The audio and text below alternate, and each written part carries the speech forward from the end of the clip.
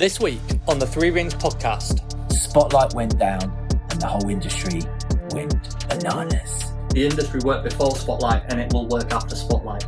Walked in late and, to my disgust, got the job. Who the hell is wearing a pointe shoe for fashion? Floating the idea of paid auditions. If you mess up your spacing in a dance on stage, you could be kicking Justin Timberlake in the head. Welcome to the fourth episode of the Three Rings podcast, where we discuss entertainment industry issues, news, stories, and advice. My name's Stuart Bishop, and I'm here with my fellow director, Bailey J. Muir. How you doing, Bailey? I'm all good, man. How are you doing? I'm all right. I'm looking forward to today's podcast. We've got 4 brand new topics, which we'll talk about in a minute. But why don't you go ahead and tell our ever-growing audience what they need to know? That's it. Give your instructions. So before we dive into things, give us a like on the video. You can always take it back after. Give us a comment, hit subscribe, and turn on the notification bell up top so you know all about it when next week's episode comes out. So, what have we got on today? 4 brand new topics. First of all, we're going to be celebrating. It's a massive happy birthday to Disney. Topic 2, we go on to, are artists being cast because of favouritism? Then we're talking about Spotlight. Spotlight's been in the news because they were down, and the whole industry went batshit crazy. Finally, we'll be talking about the Phillip Joel and Shein Pointe Shoe Saga. I can't wait to get to that. So, what are you saying, Bailey? A good load of topics we've got to discuss. Absolutely. Another great episode lined up. Let's get rolling. Right. So, topic 1, happy birthday to Disney. So, Bailey, was it this week they became 100? Yeah, so at the time of filming this, it was on Tuesday. By the time this comes out, we're probably about a week past it. But where we're sitting right now, they are just turned 100 years old. Bailey, talk to me. What does Disney mean to you? I mean, for me, I always feel like Disney just represents my childhood. Everything that I ever watched was Disney. Obviously, in my childhood, as well as having the films, you had the whole of Disney Channel. So for me, it just reminds me of sitting there all day, every day, just consuming that content. Funnily enough, this week, for their 100-year anniversary, some people might have seen, they've actually released a sort of short film. It's about 5 to 10 minutes long of all of their animations from the years, literally from way back in the 30s right through to the brand new one that's about to come out. All of them in one piece together. And those characters coming out, it was so nostalgic. So for me, it is that nostalgia. It's a childlike feeling.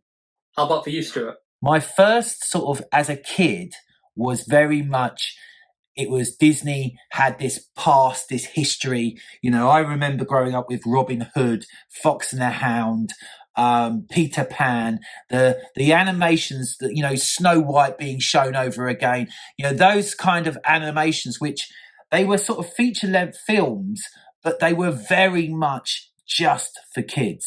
And then I think it was sort of around about the 90s, because I remember maybe it was a bit before that, maybe the end of the 80s, the start of the 90s, where they started to bring out these big blockbusters, The Lion King, The Little Mermaid. There was just a succession of great animated films which changed Disney forever, because it was it felt like they were sort of, they'd had such a big history and it was kind of a bit plateauing, and then suddenly they bring out all these films, which of course have been remade, most of them. So that was it, Disney for me. And of course, I went to, when Euro Disney Paris first opened, I think it was the first year or the second year it had been opened, I went to that as a kid, or I must have been about 12, 13, I think. Maybe 13 or 14. No, I must have been 14, because my brother lit up a cigarette in the restaurant and I couldn't believe it. And so he must have been old enough to smoke. It was just such a big thing. My brother was like, yeah, I'm doing it in front of the parents. But of course, Disney has changed and it's massively adapted. So when was it? It was was it 10 years ago when they made started to make these acquisitions? Yeah, so the acquisitions really started in 2005 when Bob Iger took over. So I think they'd actually acquired Pixar already, but that's when the initial first few started to come. But really, it's the 2010s when they really started to do like the big hitters with like getting Marvel, getting Star Wars. So kind of 2005, kind of 2010s. Funny enough, for you saying 2005, I'm like, oh yeah, the last 10 years. But you're right, it's been, I mean, that's nearly 20 odd years of transformation. And there was massive pushback when they took on Star Wars. What was it like when they took on Marvel? It was pretty seamless, to be honest. There were a few of like the Marvel diehards that were like, oh, they're going to dilute it, they're going to make it for kids, they're going to take the action out. But I feel like they've actually done a pretty good job of looking after it. It doesn't feel like it's changed too much. So those calls very quickly died down. I think Star Wars was way more controversial than Marvel was. It always cracks me up. We've had this conversation before about, you know, Star Wars to me is like Han Solo, Luke, and all these people. But you grew up on the prequels, which to a diehard Star Wars fan, I'm like, how can anyone like that? However, the whole Star Wars now is based around the storylines from the prequels and the Clone Wars. Yeah, exactly. This is it. For me, it's Anakin, it's Obi-Wan. It's funny how different it is, but it's like both our generations of it are crossing over now, isn't it? Because you have got those links where they're now going to meet Luke and Leia, but with the callbacks to Anakin, to Obi-Wan, it's like it's all merging into one. And I love that like the prequels are actually now getting their appreciation because of this, because they are my films. Love them. Well, look, we could talk about Star Wars forever, but we're talking about Disney. We're talking about Disney. You know, maybe if you are watching this, write down what is your favorite Disney movie? What does Disney mean to you? You know, basically Disney has adapted to survive. You know, they've when Disney Plus came on and I got it, my worry was, is there going to be enough content? But there seems to be always a new series if you're into Marvel and Star Wars. I think some of their other stuff through FX isn't you know, it's kind of old stuff. But you know, it's like, you know, is that Disney for the future? Is Disney, you know, are we going to not see any kind of Mickey Mouse and Donald Duck and characters like that? Is it just going to be them buying new franchises and new things? What do you think? I think they will still keep creating their originals, because if you think like such as Frozen, that is still a huge franchise now, but that is totally Disney made. And it's only probably about 10 years old now. So I think they'll keep doing new stuff, but I think the days of like your Mickey and Minnie are probably gone. I can't imagine how now you would create like a film that warrants having Mickey and Minnie. Although saying that, maybe that could actually be what makes that film iconic, that it is unexpected. Because there's a generation of parents out there that would still love to take their kids to Mickey and Minnie. It's like the Barbie movie, isn't it? You know, that's it. If you'd have said to me, oh, look, there's going to be a Barbie movie, do you think it's going to be one of the biggest grossing films of all time, or is it going to be a complete flop? I would have probably gone with, well, it'd be a flop. Like, why would anyone want to watch a Barbie movie? So maybe a Mickey Mouse, you know, Mickey and Friends movie, live action, maybe they could turn it more into, you know, so it looks actually good. Maybe that could be the next big movie. This is it. It's playing into the hands of that nostalgia, isn't it? It's like similar to Barbie. Like I used to play with like, do you know Action Men? I had action figure. What I liked about the action figure was the spiky hair. You know, like they had like a crop shaved head, but it was still there was still hair there. Do you know what I mean? Well, like when they used to put like the velvet on so you could actually like feel it. Yeah. And then it had like a little thing to the eyes would go like that.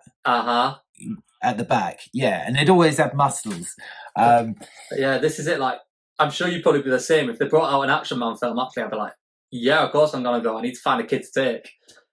Do you know what I mean? I'm sure, like you with Nico, you'd be like, yeah, of course I'm gonna take it. And it's like that's what Barbie did. It's playing on nostalgia. It doesn't even really need to be a good film. Okay, well, let's finish up on Disney with what about our all-time favorite? What is your all-time favorite Disney movie?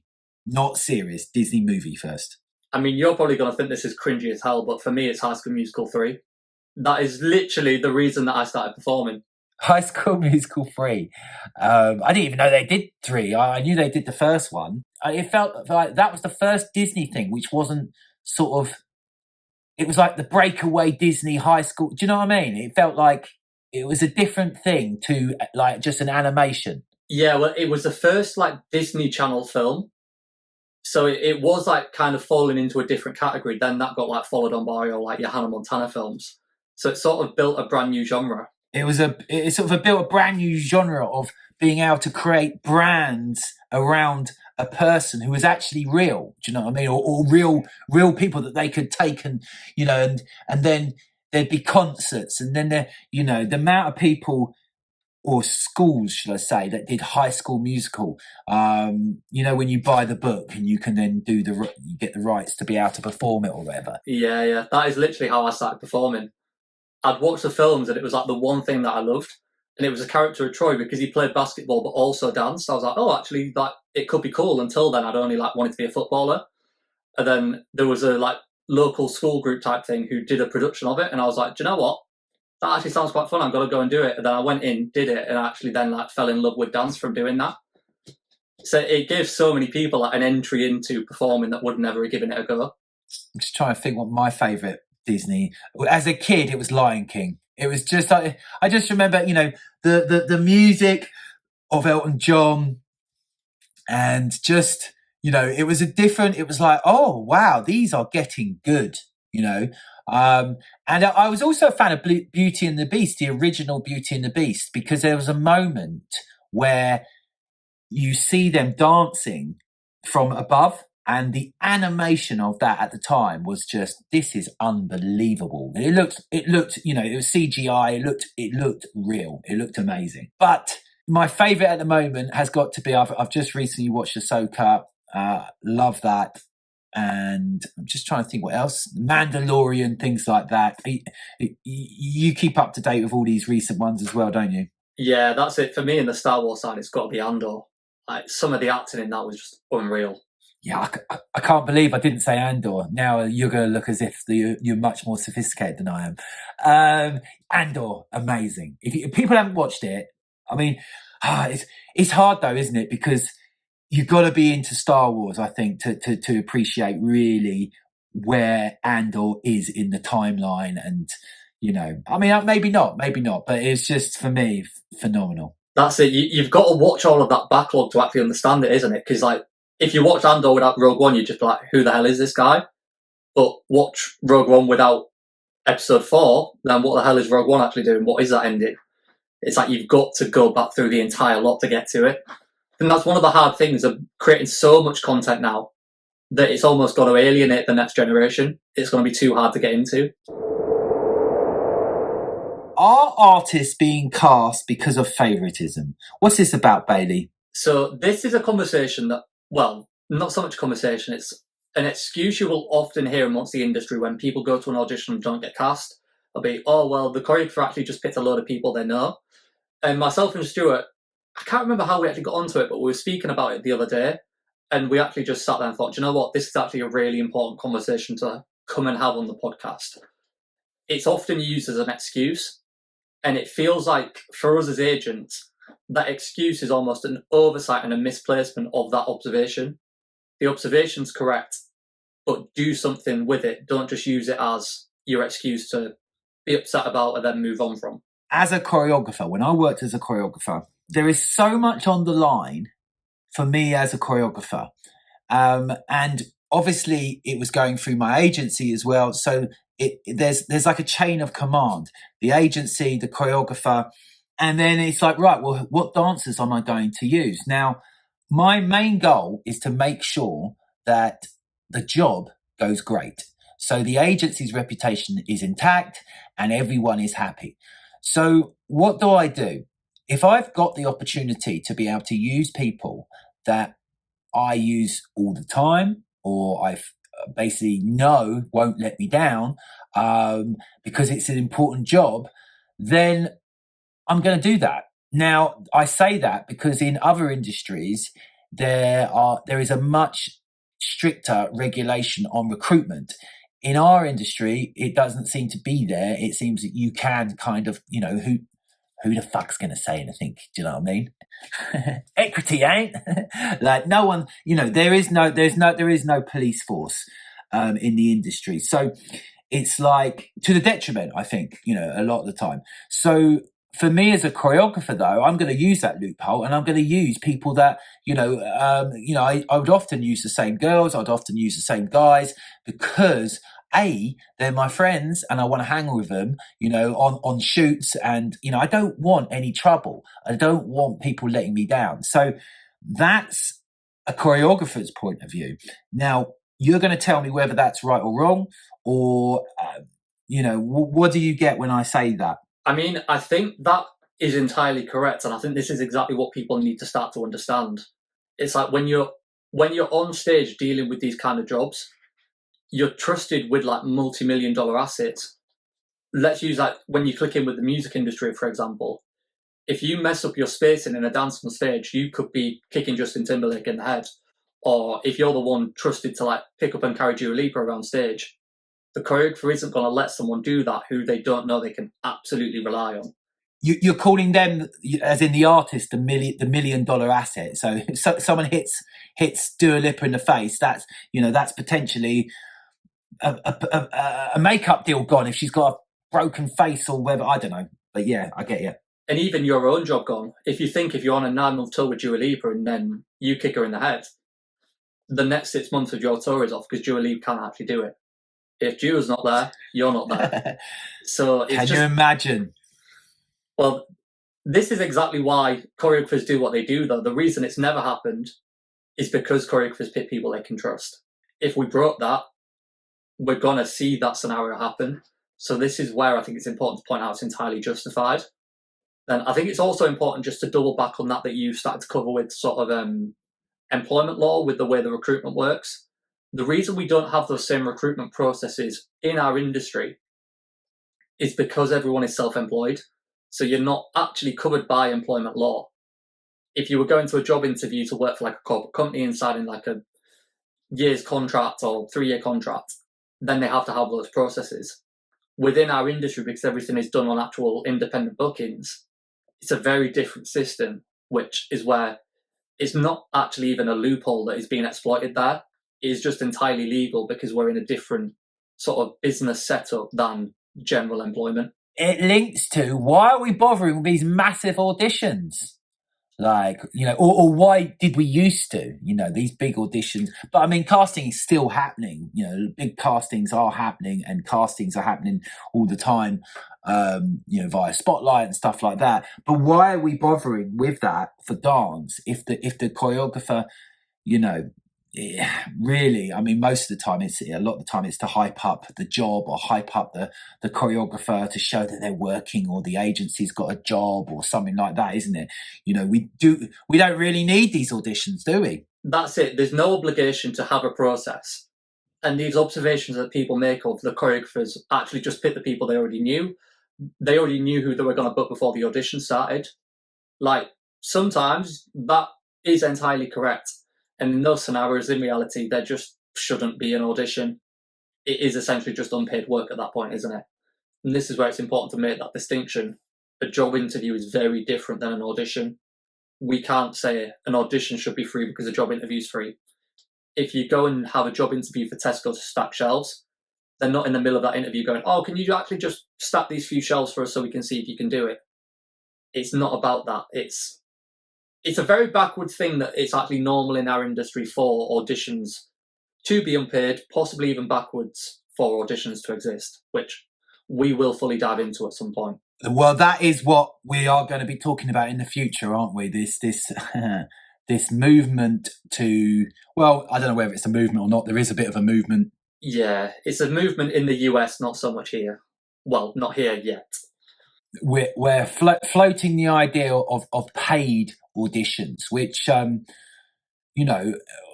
when you delve into it, makes complete sense. But we won't go into that now. Let's stick on topic of, I suppose if you're the person going to an audition, never getting it, and being upset by it, it's, what I would say to those people is look, you've got to understand and look what's going on. When I first turned up to auditions, I saw it straight away. Look, there's the choreographer, there's the agent, there's the person. It's a story I've said loads of times. Some person walked in late and, to my disgust, got the bloody job, even though they came in late. But they came in late and all kind of kissy with the panel, and I'm just like, well, that's very unprofessional. If I came in late, I'd be like, sorry, and just be like shriveled, almost like, I'm so sorry I'm late. But this person was just unapologetic, and then they got it, and that's when I realised, it's because they knew the choreographer, and the choreographer obviously knew the agents, so everyone was trusting each other. This is it. To double back on that, where you're saying there's like a dancer where you like almost instantly develop that mentality of observing the cast and go, oh, okay, I see what I need to do here. It's like, this is exactly what everyone needs to click into. There's so many people that use that as an excuse, and it's like, okay, you've made the perfect observation, but how can you make that observation actually constructive? Stop using it as an excuse if I didn't book because I don't know the choreographer and that's why I never book. Use that as, okay, I see what's going on. I need to know the choreographer. Let me get to class. Let me get to their intensive. Let me connect with them on social media. Let me find a way to become trusted by that person so they trust to book me. You've got to understand where they're coming from, not just blame them for your failure. The wider issue here is not using any of these excuses. It almost links back to last week when we were having the conversation around surveys, and we were saying, like, if you want change to happen, you've got to put yourself in the position to make it happen. It's doing that. You can't just sit back and go, I wish this change would happen, that's why I'm not successful. You've got to go out and make yourself successful. If that's creating new work so you can be cast, awesome. If that's getting to know a choreographer so you can be cast, awesome. You've just got to do more, not sit back because things aren't going well. So really, our advice is go. Go and become favourites. Get to know these people that you want to work with, because why?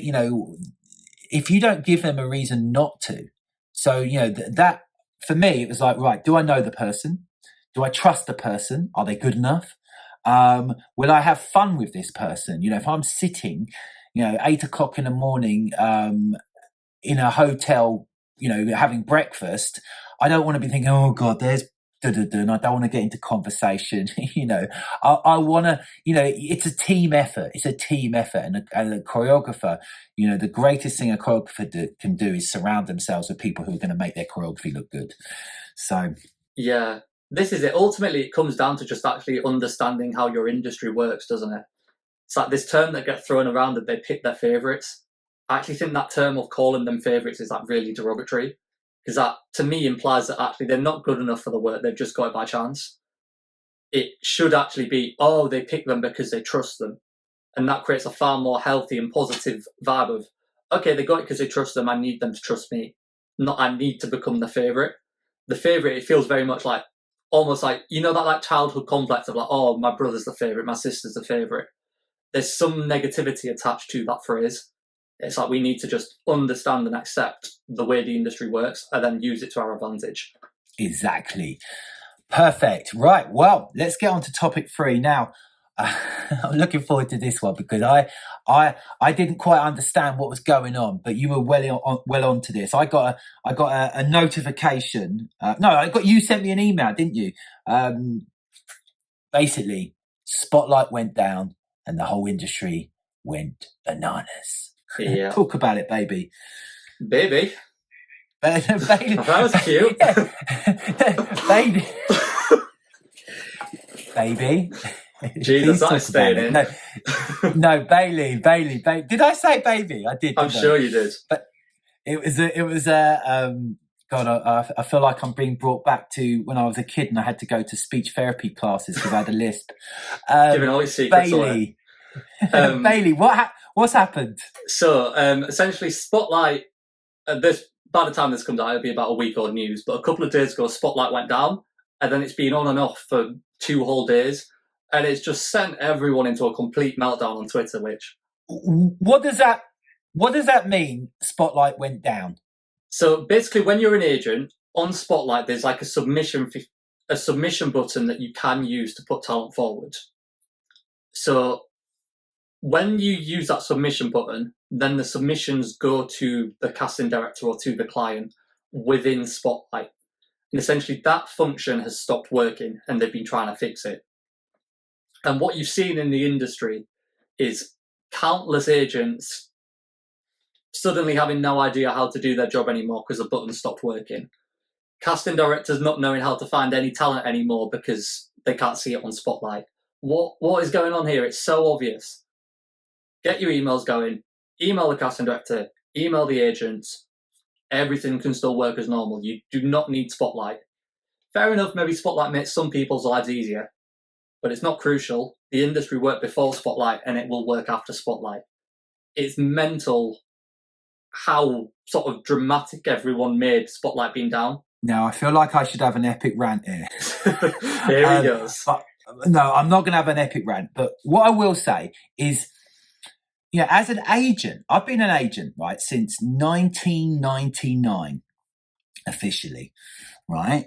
And I have never, ever, although we've used Spotlight for as long as it's existed, I've never, ever submitted via the Spotlight link. I mean, what kind of agent does that? I mean, I might be like, you know, upsetting people here, but who would have? I can't get the concept of when you've got your own website. And maybe I'm playing dumb here. You know, maybe I'm playing dumb to just talk out the conversation here. But like, if you've got your own website as a client, why would you want to, Bailey? Why would you want to direct the client to your talent on Spotlight? Spotlight, the platform, great, cool, you know, it all works, cool. I'm not going to say anything about that, but the actual, you know, the interface of it, how it looks is just, it's like the 70s, man. Well, I think what you're hitting into here actually is like, you're entirely correct. If you've got your own website that does it all and looks good, you would not want to submit the Spotlight profile because your talent look far more valuable, far more experienced, far more established on your own agency website's profile. However, I'd say probably 95% of the agents do not have that website. There are a lot out there that will have a website that almost has no information on it. And there's a lot out there who have a website that looks like they have talent profiles, but when you click onto a talent profile, that just goes to Spotlight. Most agents don't have that profile system, which I think is why they probably rely on Spotlight more. But even without a profile on your own website, you can submit without needing Spotlight. So thank God we are only 4 episodes in, yeah? Because I feel like, you know, at the moment our numbers are slowly growing, yeah?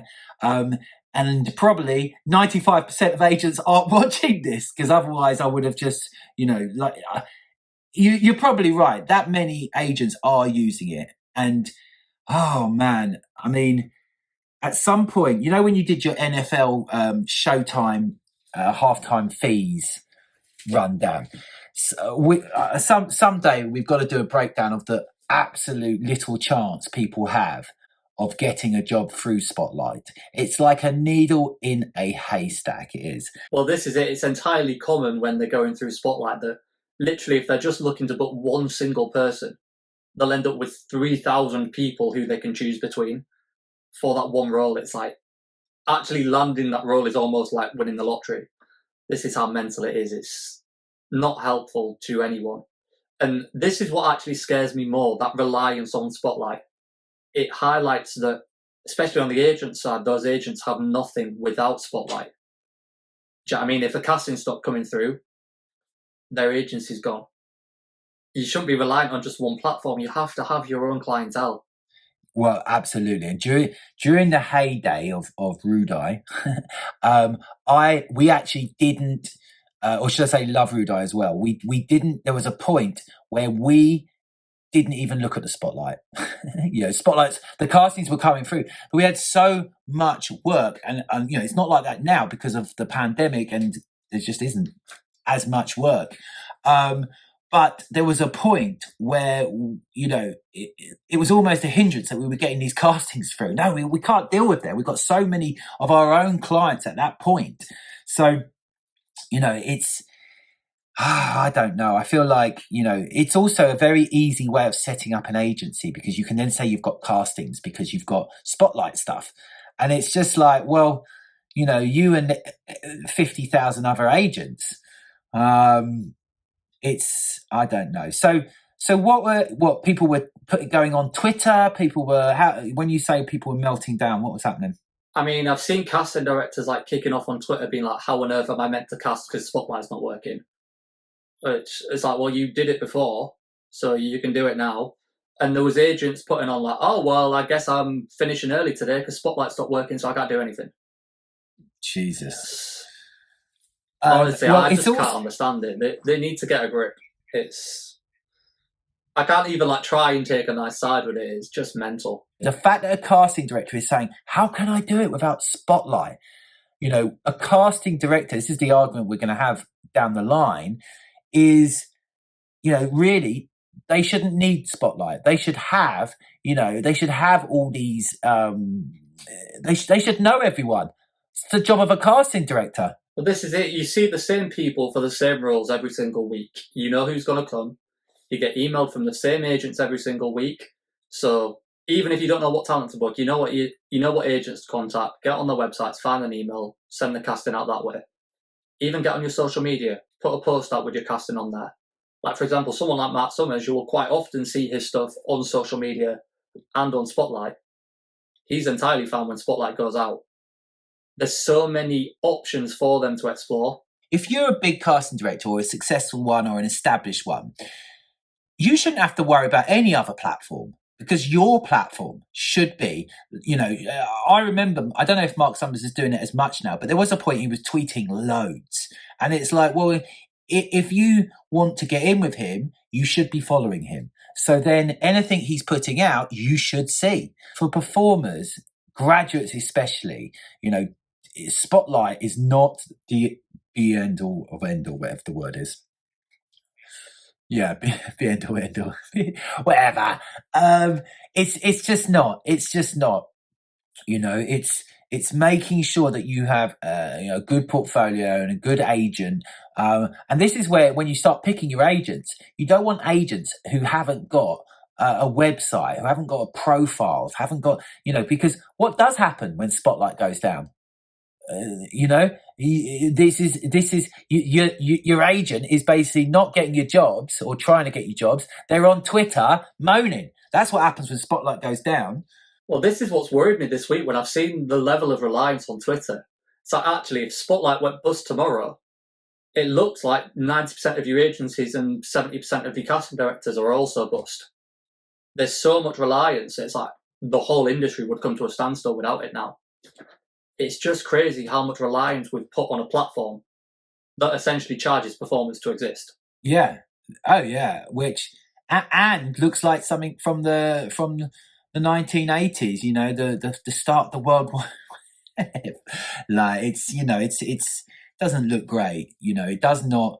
It's like if you ever want to see a reason why performers don't value themselves, because you just got to look at the biggest platform, Spotlight.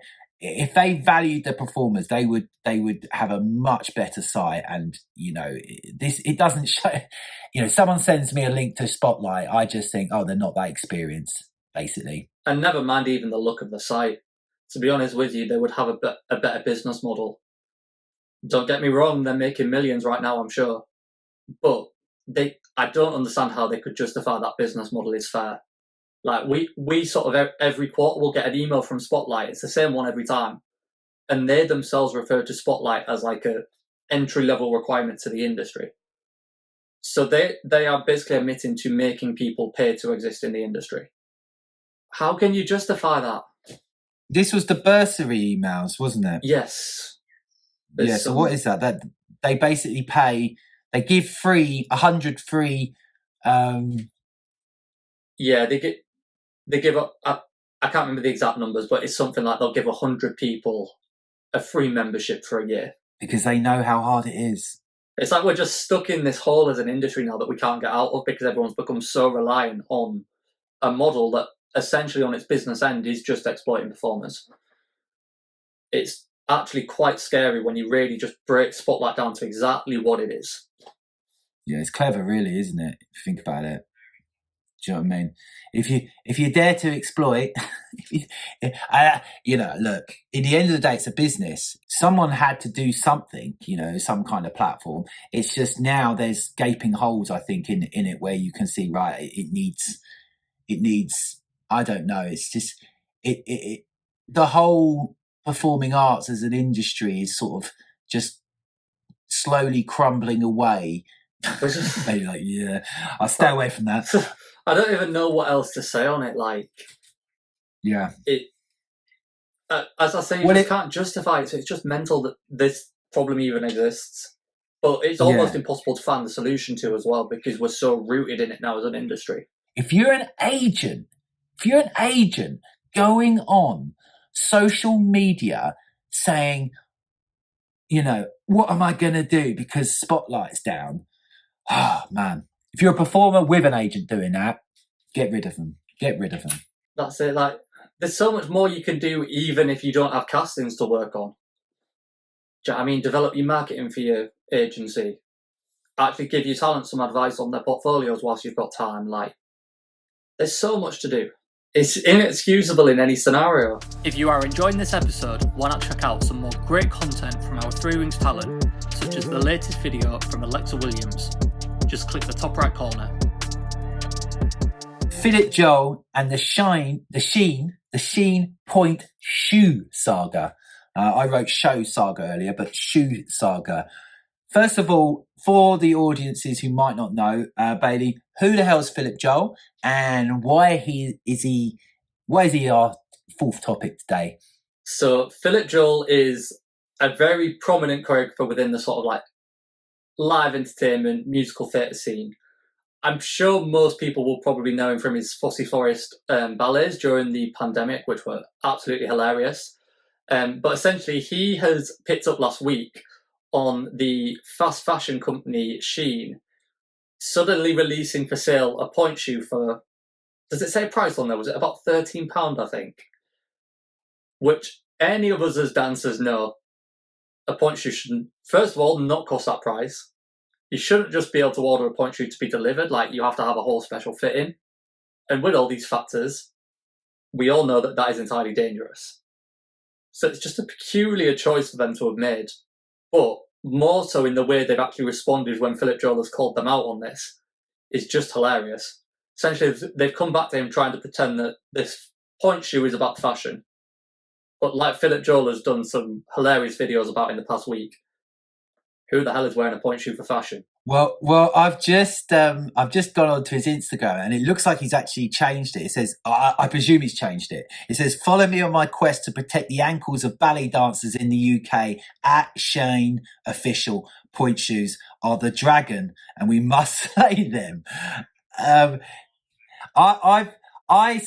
think I saw him first of all, maybe during the pandemic, and I just presumed he was a comedian. He was because there's a few that's cropped up over. There's another boy who does auditions, who does funny stuff as well. Oh, Johnny Weldon. Johnny Weldon, yeah.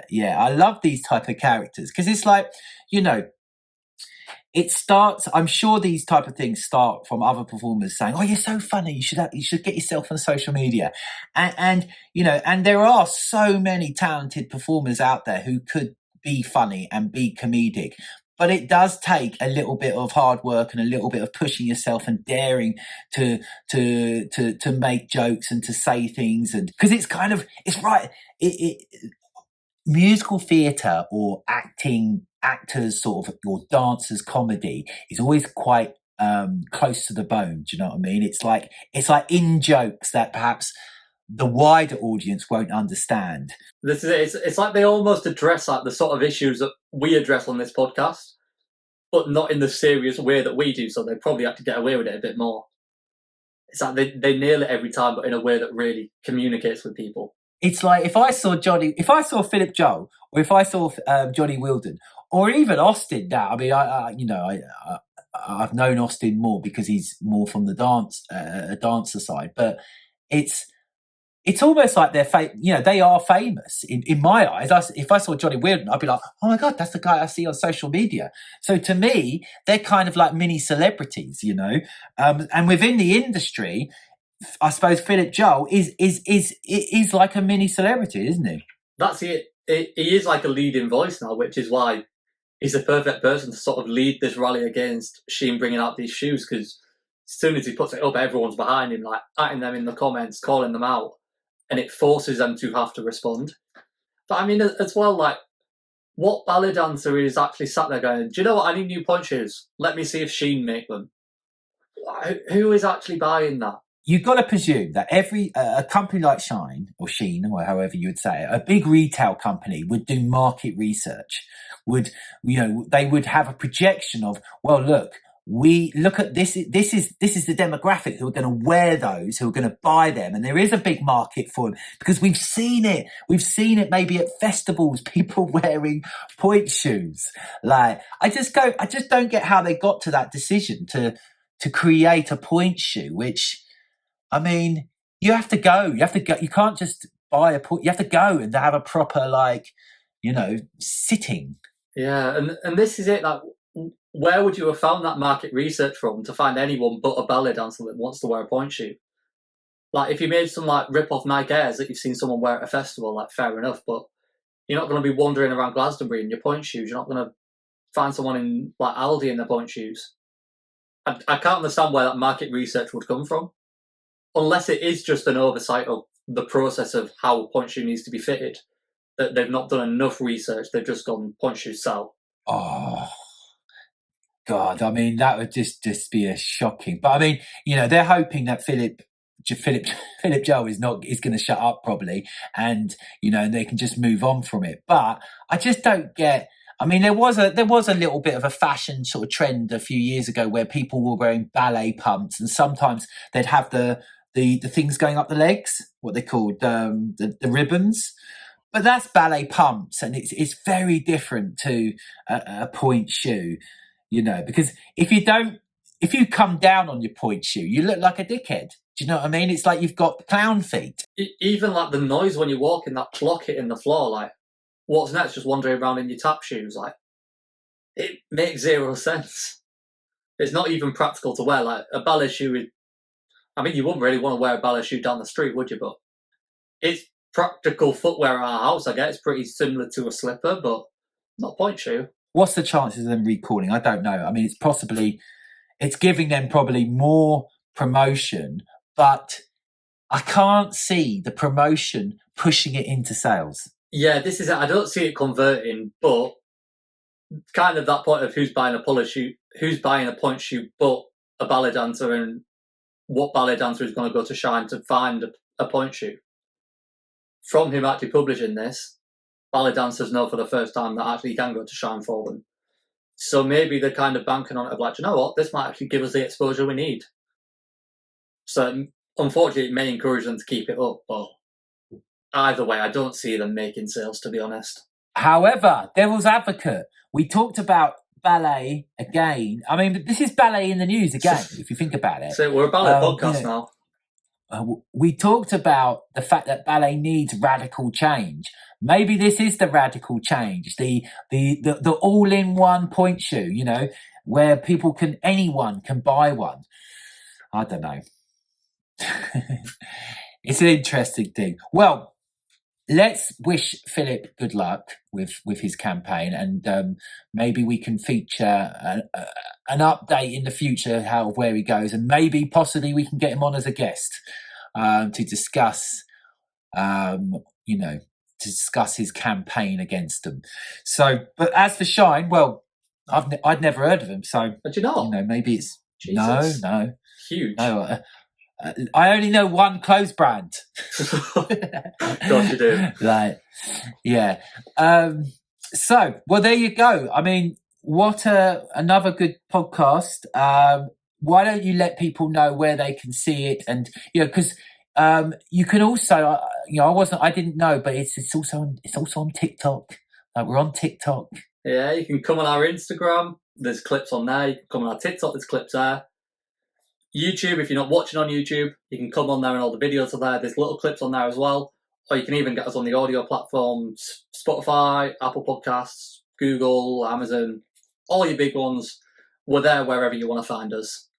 So before we leave off for today, if you've enjoyed it, which if you're still listening by now you must have, give us a like if you didn't at the start, subscribe and hit the notification bell up top so you know all about next week's.